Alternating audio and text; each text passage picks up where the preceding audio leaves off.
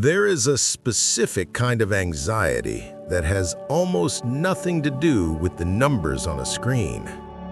It is the quiet hum of not enough that follows you even after a good month. It is the flicker of guilt when you spend on yourself and the pang of fear when you don't save enough. We call it financial stress. But the great depth psychologist Carl Jung would call it by a different name. He would call it a ghost. Here is a radical and perhaps liberating thought.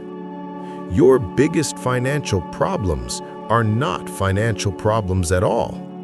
They are psychological symptoms in disguise. They are the unhealed wounds of your inner child, the outdated survival strategies learned at your family dinner table, the invisible story buried deep within your personal shadow. You are not broken or bad with money. You are simply living a script you never consciously chose to write.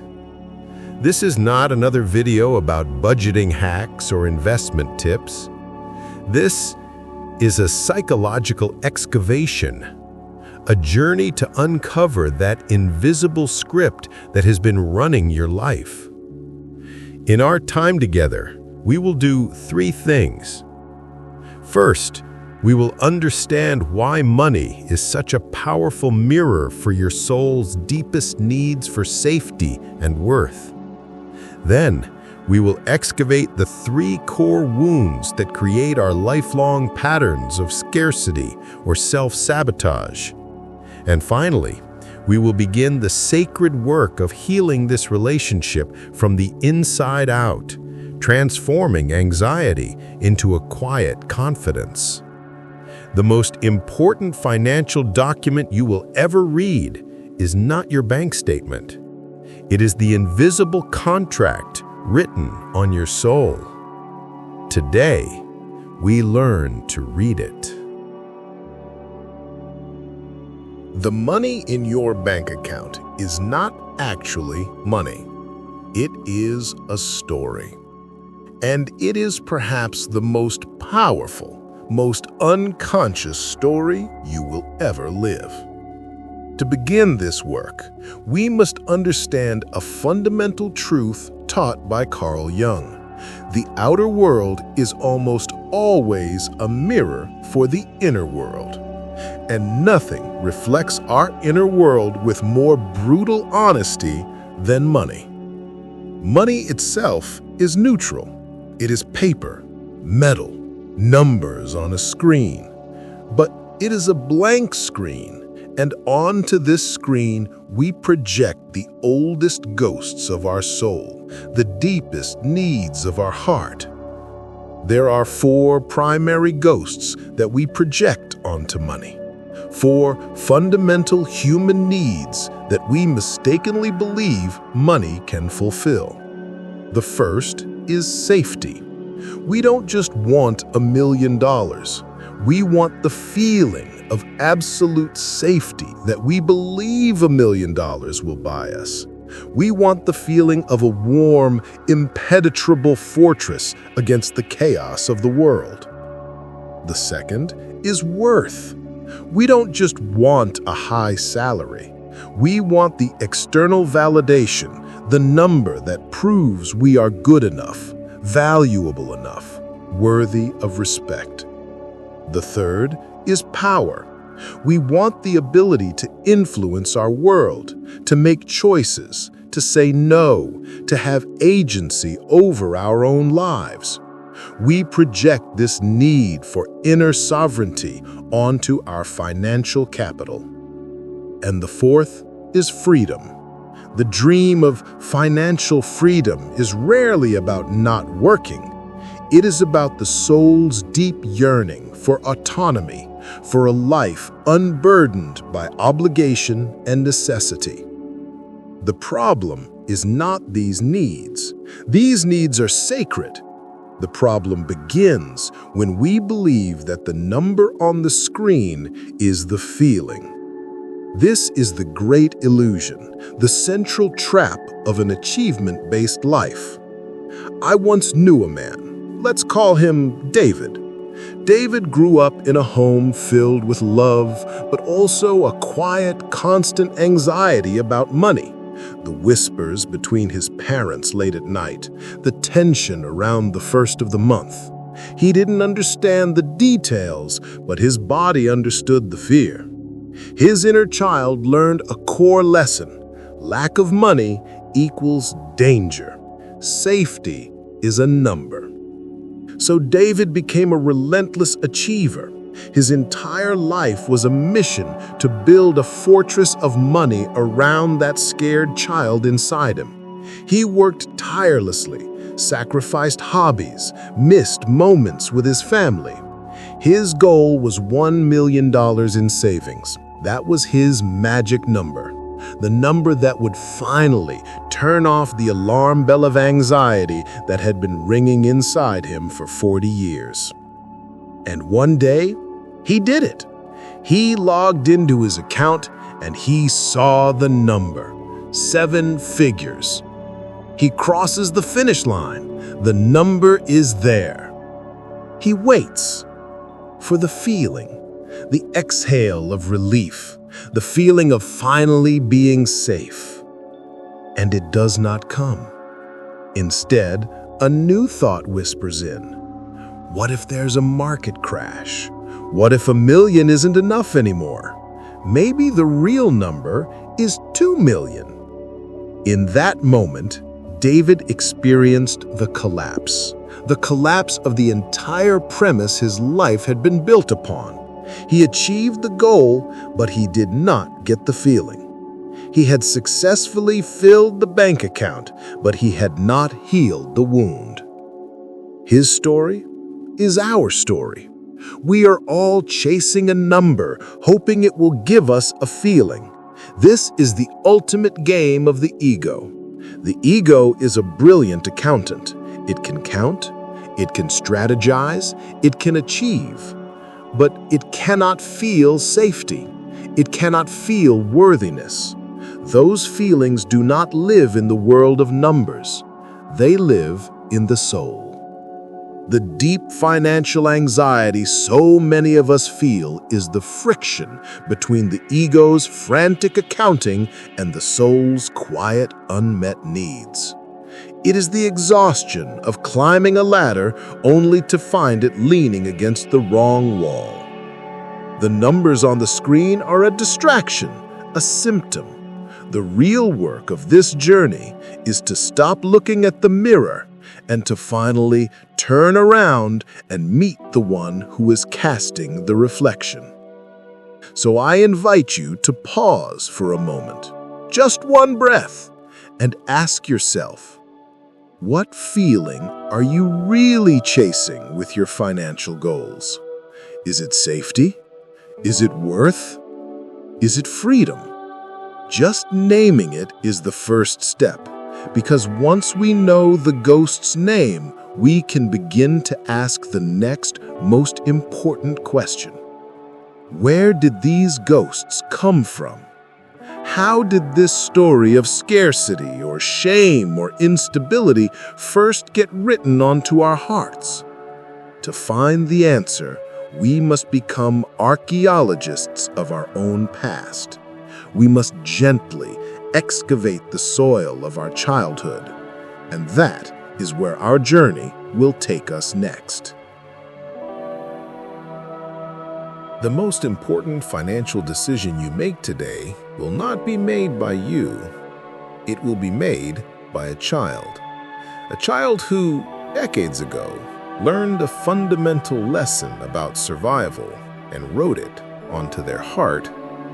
That invisible script is what we are here to excavate. And this work requires us to be gentle, compassionate archaeologists of our own past. We are not digging for blame. We are digging for understanding. Because in that understanding is freedom. For most of us, our personal money story is built upon one of 3 core wounds, 3 emotional imprints from childhood that now operate as the unconscious software running our financial lives. The first is the scarcity wound. This wound is not always about objective poverty. It is about the feeling of not enough. I remember a woman, let's call her Sarah. She grew up in a home where, on the surface, they had everything they needed, but there was a constant, quiet hum of lack. The anxious tone in her mother's voice at the grocery store, the phrase, "money doesn't grow on trees," spoken like a warning. Her inner child didn't learn about budgets. She learned that the world is a place of precariousness, that resources are limited and could disappear at any moment. Now, as an adult, Sarah's bank account is healthy, but her soul lives in perpetual winter. She hoards money, terrified to spend it on anything that brings simple joy. She feels a constant low-grade anxiety, unable to ever feel safe, no matter how high the number climbs. She is a wealthy woman living in the emotional reality of a poor child. That is the ghost of the scarcity wound. The second wound is the shame wound. This is for those who grew up where money was not just scarce, it was dirty. It was the source of bitter arguments between parents. It was spoken of in hushed, secret tones, or maybe it was tied to morality. Perhaps you were taught that wealthy people were greedy, that wanting more was a character flaw. For this child, money becomes tangled up with love and belonging. Their inner child learns a dangerous equation. To be good, to be loved, one must not be too concerned with money. Or worse, one must not have too much of it. This is a profound act of shadow creation. The natural, healthy desire for security and abundance is exiled into the shadow as greed. As an adult, this person often struggles with under-earning. They feel deeply uncomfortable negotiating a raise. They might sabotage their own success right at the finish line, unconsciously pushing wealth away because on a soul level, it feels threatening. It feels like a betrayal of who they are supposed to be.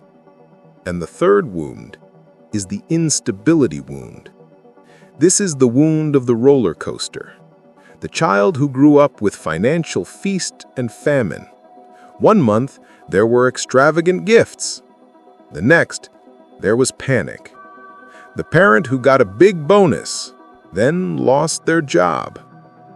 This child doesn't learn scarcity or shame. They learn that money is chaotic, unpredictable, and untrustworthy.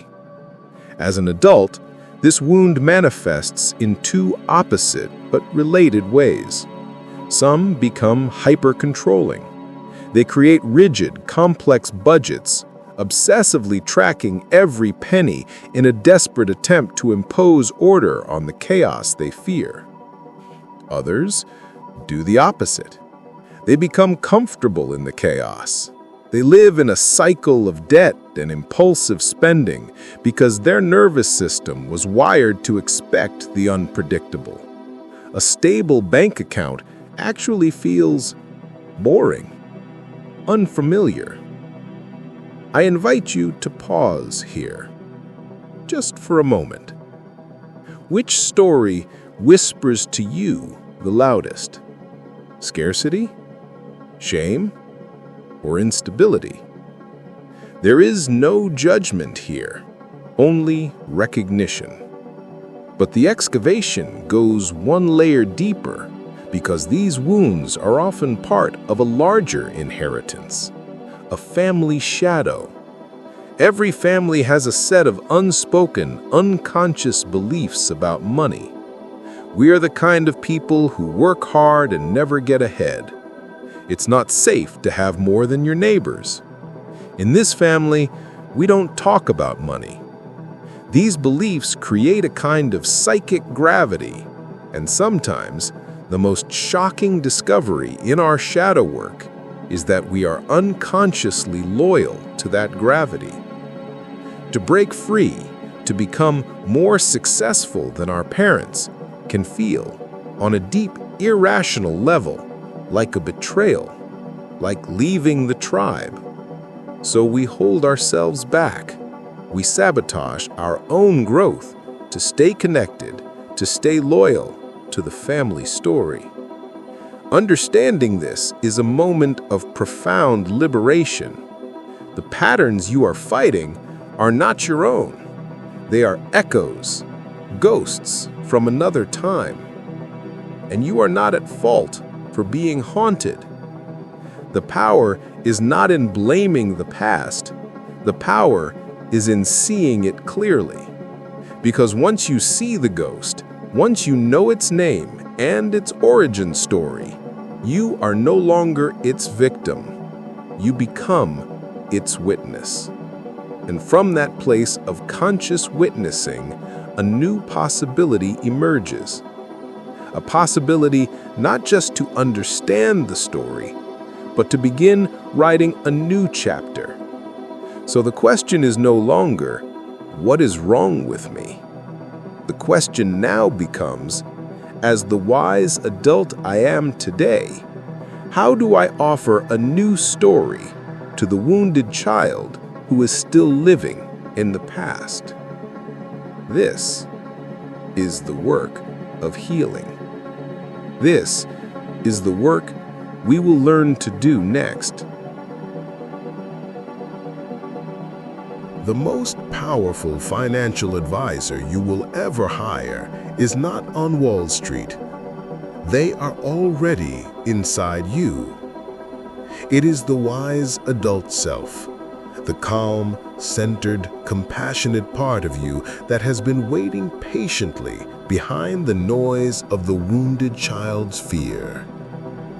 The healing of your money story is the process of consciously handing the keys from the terrified child to this wise inner chief financial officer. This is not a metaphor. It is a practice.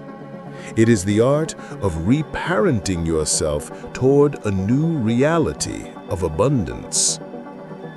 This healing work stands on three practical pillars, three conscious acts that begin to rewrite the old unconscious script.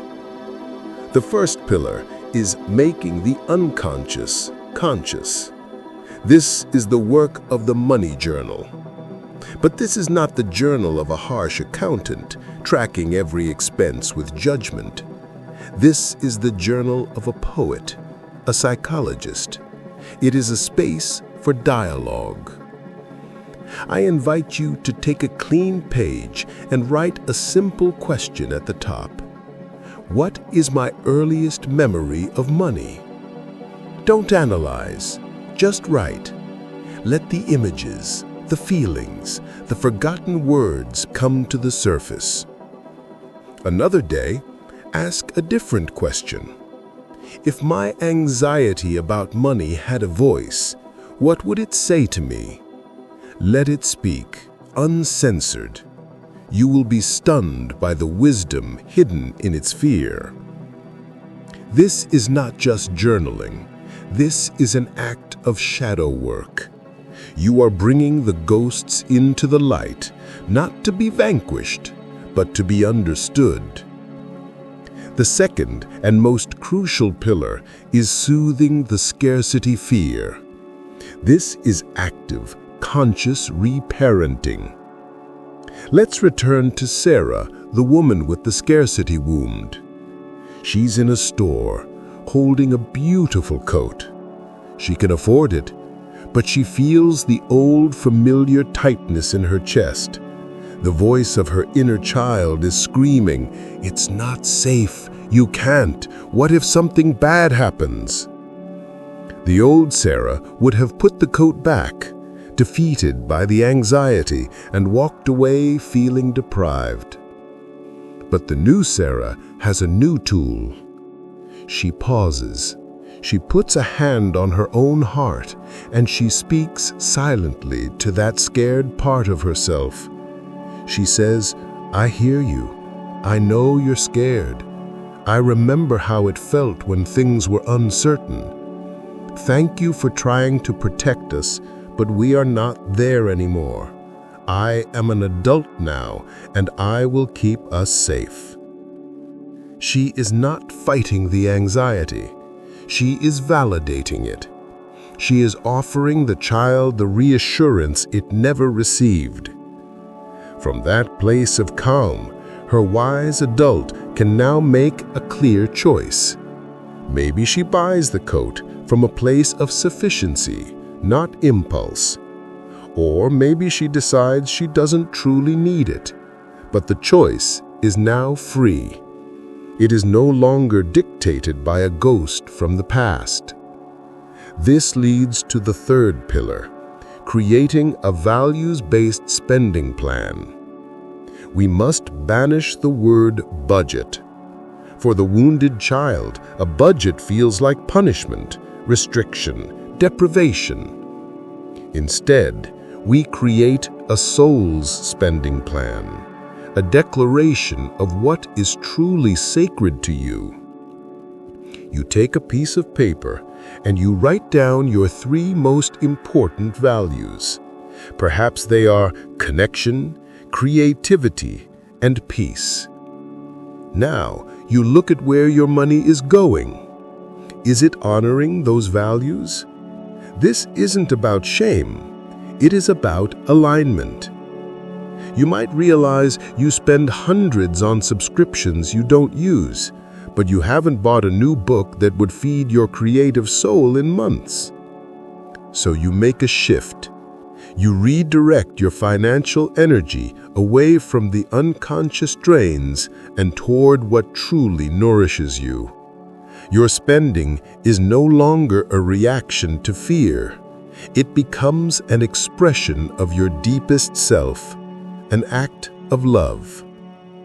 I invite you to pause and reflect on this.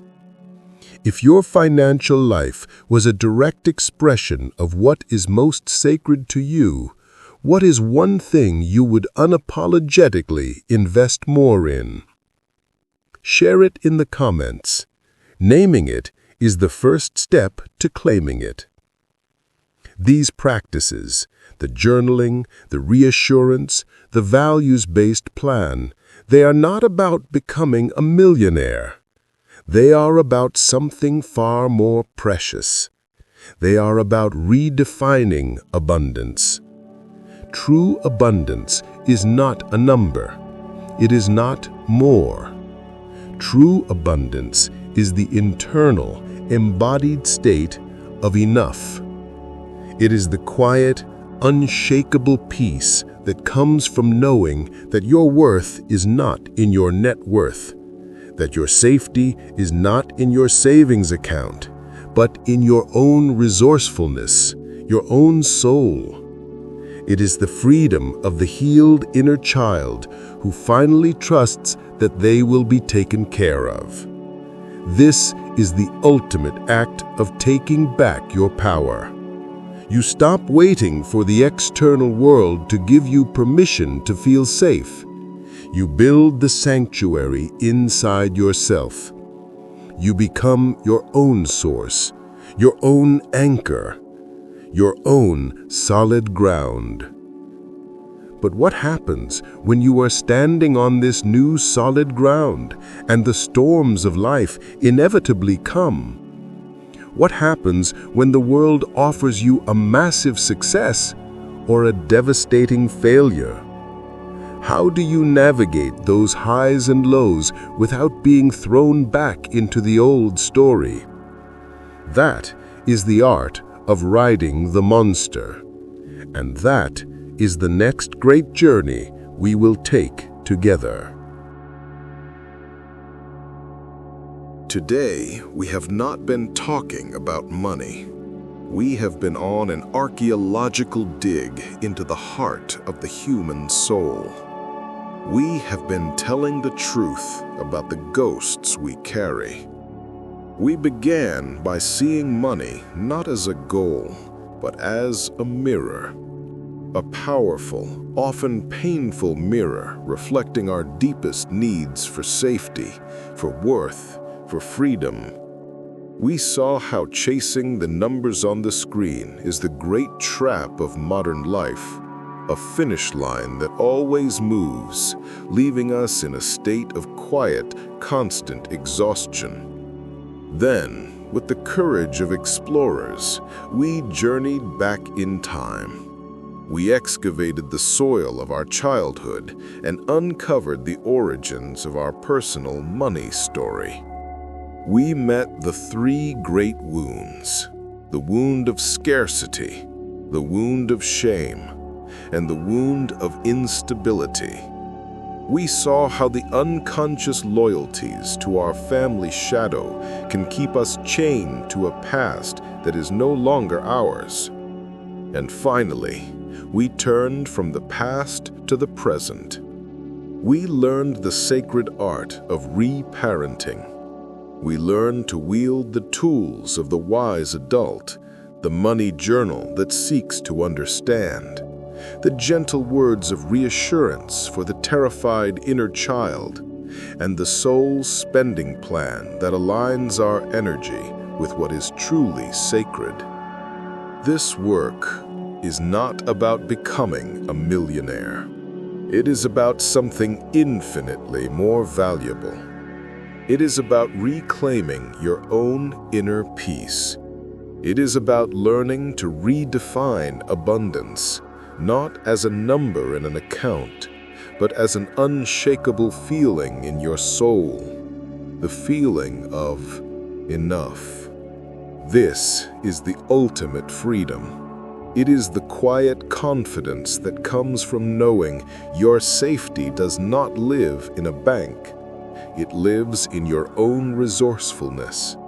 Your worth is not defined by your income. It is inherent. Your freedom is not a future destination.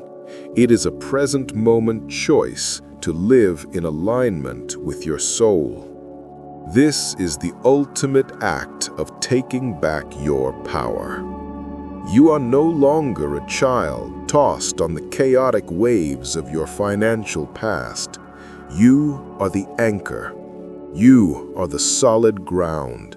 You are the sanctuary you have been searching for. To make this shift real, to bring it from your mind into your heart, I invite you to one final simple practice. In the comments below, I invite you to write one sentence: "My abundance is," and complete it. Not with a number, not with a thing, but with a feeling, a quality of being. Is your abundance your peace, your creativity, your connection to nature? By sharing it, you declare it, you begin to live it. But this new solid ground will be tested. Life does not stop presenting us with challenges. Now that we have begun to heal our inner story of enough, a new question arises. What happens when the outer world throws its greatest energies at you? What happens when you are faced with a massive, life-altering success or a devastating, soul-crushing failure? These are not just events. They are the twin monsters of inflation and deflation, powerful archetypal forces that can hijack our ego and make us lose ourselves all over again. How do we ride these powerful energies without being thrown off course? How do we navigate triumph and disaster with the same quiet, centered grace? That is the sacred art of riding the monster. And it is the deep, essential work we will learn to do in our next conversation.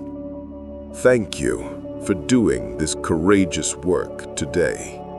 Your healing is a gift to the world.